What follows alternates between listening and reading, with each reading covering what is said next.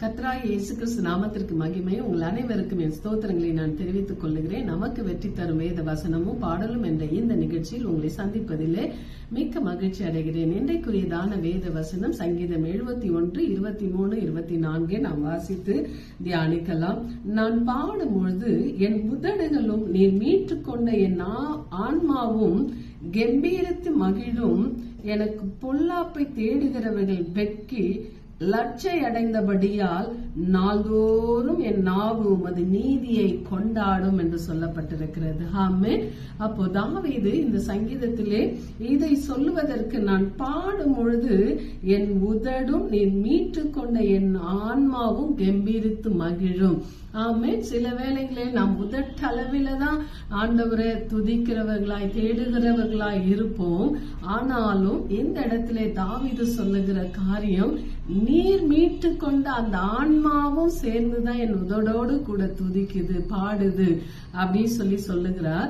அப்ப அது பாடுவதற்கு துதிப்பதற்கு காரணம் என்ன அப்படின்னு சொல்லி பாத்தீங்கன்னா, அவர் சொல்றாரு, எனக்கு பொல்லாப்பை தேடுகிறவர்கள் வெட்கி லட்சை அடைந்தபடியால் நாள்தோறும் என் நாவு உமது நீதியை கொண்டாடும். அப்போ ஒரு சத்துரு வீழ்த்தப்படும் பொழுது, ஒரு எதிராளி வீழ்த்தப்படும் போது ஒரு கொண்டாட்டம் உருவாவது போல இவருக்கு இருந்த நிந்தைகளை கொண்டு வந்த சத்துருக்கள் சிதறடிக்கப்படும் பொழுது இவருக்குள்ளாக ஒரு கொண்டாட்டம் வருகிறது. அது என்ன கொண்டாட்டம்னா, ஆண்டவரை குறித்து பாடல் பாடுவதுதான் அவருக்கு கொண்டாட்டமாய், வாசிப்பதும் கொண்டாட்டமாய் இருந்ததை நம்மளால பார்க்க முடிகிறது. அதனாலதான் தாவீதால உணர்வுள்ள வார்த்தைகளை கொண்டு தேவன் அருளிய அந்த அபிஷேகத்தை கொண்டும் இன்றைக்கும் ஜீவனை கொடுக்கிற வார்த்தையே சங்கீத புஸ்தகத்திலே தாவீதால எழுத முடிந்தது என்றால், அவர் உதடும் அவர் ஆன்மாவும் சேர்ந்து ஆண்டவரை துதிப்பதாக இருந்ததினாலே, பாடுவதாக இருந்ததினாலே அதிலே ஒரு உயிரோட்டம் காணப்படுகிறதா இருக்கிறது. ஹல்லேலூயா. அப்போ இந்த உயிரோட்டம் உள்ள இந்த ஆராதனையும் பாடலும் நம் ஆத்துமாவிலிருந்து வெளிப்பட வேண்டும். அந்த ஆத்துமாவை மீட்டுக்கொண்ட ஆத்தும நேசர் அதிலே மகிழக்கூடியவராய் இருக்கிறார். ஹல்லேலூயா. அடுத்ததா ஒரு காரியத்தை சொல்லுகிறார். 42ஆம் அதிகாரத்திலே 10வது வசனம் சொல்றாங்க, நாள்தோறும் உம்மை துதிப்பேன், நம்பிக்கையோடு உம்மை துதிப்பேன் சொல்லி வரும்பொழுது, உன் தேவன் எங்கே என்று என் சத்துருக்கள் நாள்தோறும் என்னோடு சொல்லி என்னை நிந்திப்பது என் எலும்புகளை உருவ குத்துகிறது போல இருந்தது. அவங்க எல்லாம் அழிக்கப்பட்டாங்க, அதனால எனக்கு கொண்டாட்டம் உண்டானது. அடுத்து சொல்றாங்க, உன் தேவன் எங்கே என்று அவர்கள் நாள்தோறும் என்னிடத்துல சொல்லுகிறபடியால் இரவும் பகலும் என் கண்ணீரே எனக்கு உணவாயிற்று. ஆமே. இப்படியாக அவர் சொல்லக்கூடிய காரியங்களை பார்க்கும் பொழுது இந்த சூழ்நிலையில ஒரு மனுஷனால பாட முடியுமா அப்படின்னு சொன்னா, பாட முடியும் என்பதற்காக தான் தாவீது இந்த சங்கீதங்களை எழுதி நம்மளுடைய கரத்துல கொடுத்திருக்கிறார். இன்றைக்கும் இந்த அதிகாரங்களை, இந்த வார்த்தைகளை வாசிக்கும் பொழுது அதனாலே மீட்படுகிற அநேக ஜனங்கள் இருக்கிறோம் நாம். ஹல்லேலூயா. அப்படியாக நமக்கு தேவன் கொடுத்த நல்ல மெய்ப்பராய் இருந்த இயேசு கொடுத்த மீட்பின் ரட்சிப்பின் நற்செய்தியை கொண்டு நம்மளோட ஆத்துமாவும், நம் உதடு பாடுவது மாத்திரம் அல்ல, நம் ஆத்துமாவும் இணைந்து கர்த்தரை பாட வேண்டும்.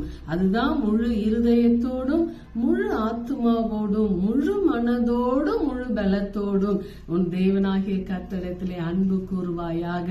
இது தாவீது செய்தபடினாலதான் சொல்றாரு, என்னன்னா, நான் பாடும்பொழுது என் உதடும் நீ மீட்டு கொண்ட என் ஆன்மாவும் பாடுது அப்படி சொல்லி. இதை கேட்கிற தேவ பிள்ளைகளே, நாமும் அப்படியா ஆத்துமாவிலே இணைந்து ஆண்டவரை ஆராதிக்கிற பிள்ளைகளாய் நாம் இருக்கும் பொழுது அதிலே தேவன் பிரியப்படுகிறவராய் இருக்கிறார். ஹல்லேலூயா. ஸ்தோத்திரம். எந்த சூழ்நிலை நம்மளை கைவிடாத தேவனாய் இருக்கிறார். ஹல்லேலூயா. இதை உணர்த்தும் வண்ணமாக ஒரு பாடலை பாடி தேவ நாமத்தை நாம் மகிமைப்படுத்தலாம். ஹல்லேலூயா.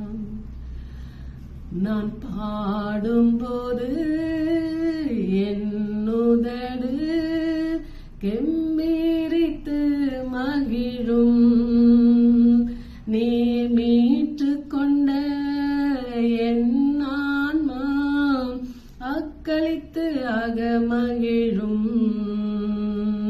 நான் பாடும்போது என் உதடு கெம்பீரித்து மகிழும். நீர் மீட்டு கொண்ட என் ஆன்மா அக்களித்து அகமகிழும். நான் பாடுவேன், நான் துதிப்பேன், இரவு பகல் என் நேரமும். நான் பாடுவேன், நான் துதிப்பேன், இரவு பகல் என் நேரமும். உம் துதியால் என் நாவு நிறைந்து இருப்பதாக. உம் துதியால் என் நாவு நிறைந்து இருப்பதாக. நாள்தோறும் உம்மை துதிப்பேன், நம்பிக்கையோடு துதிப்பேன். நாள்தோறும் உம்மை துதிப்பேன், நம்பிக்கையோடு துதிப்பேன். நான் பாடும்போது என் உதடு கெம்பீரித்து மகிழும். நீர் மீட்டு கொண்ட என் ஆன்மா அக்களித்து அகமகிழும். இளமை முதல் இதுவரையில் நீரே என் எதிர்காலம். இளமை முதல் இதுவரையில் நீரே என் எதிர்காலம். நீதானே என் தலைவர், நோக்கமும் நம்பிக்கையும். நீதானே என் தலைவர், நோக்கமும் நம்பிக்கையும். நாள்தோறும் உம்மை துதிப்பேன், நம்பிக்கையோடு துதிப்பேன். நாள்தோறும் உம்மை துதிப்பேன், நம்பிக்கையோடு துதிப்பேன். நான் பாடும்போது என் உதடு கெம்பீரித்து மகிழும். நீர் மீட்டு கொண்ட என் ஆன்மா அக்களித்து அகமகிழும்.